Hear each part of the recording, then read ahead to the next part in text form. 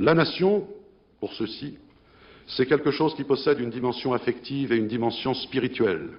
C'est le résultat d'un accomplissement, le produit d'une mystérieuse métamorphose par laquelle un peuple devient davantage qu'une communauté solidaire, presque un corps et une âme. La démocratie elle-même est impensable sans la nation.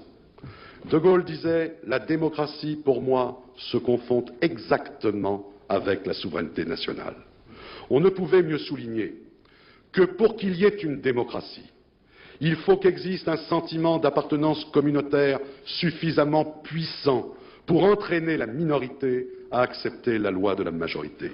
Et la nation, c'est précisément ce par quoi ce sentiment existe. Or, la nation, cela ne s'invente pas, cela ne se décrète pas plus que la souveraineté. Le fait national s'impose de lui-même, sans que personne puisse en décider autrement. Il n'est ni repli ni rejet, il est acte d'adhésion. Car la nation, ce n'est pas un clan, ce n'est pas une race, ce n'est pas une tribu. La nation, c'est plus fort encore que l'idée de patrie, plus fort que le patriotisme, ce noble réflexe par lequel on défend sa terre natale, son champ, ses sépultures. Car le sentiment national, c'est ce par quoi on devient citoyen, ce par quoi on accède à cette dignité suprême des hommes libres qui s'appelle la citoyenneté.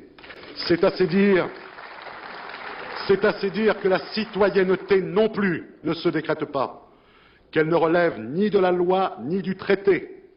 Pour qu'il y ait une citoyenneté européenne, il faudrait qu'il y ait une nation européenne.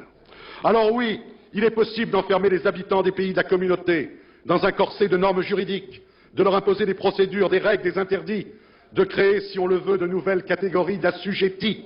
Mais on ne peut créer par un traité une nouvelle citoyenneté, curieuse citoyenneté d'ailleurs, que celle dont on nous parle, parée de droits mais exempte de devoirs.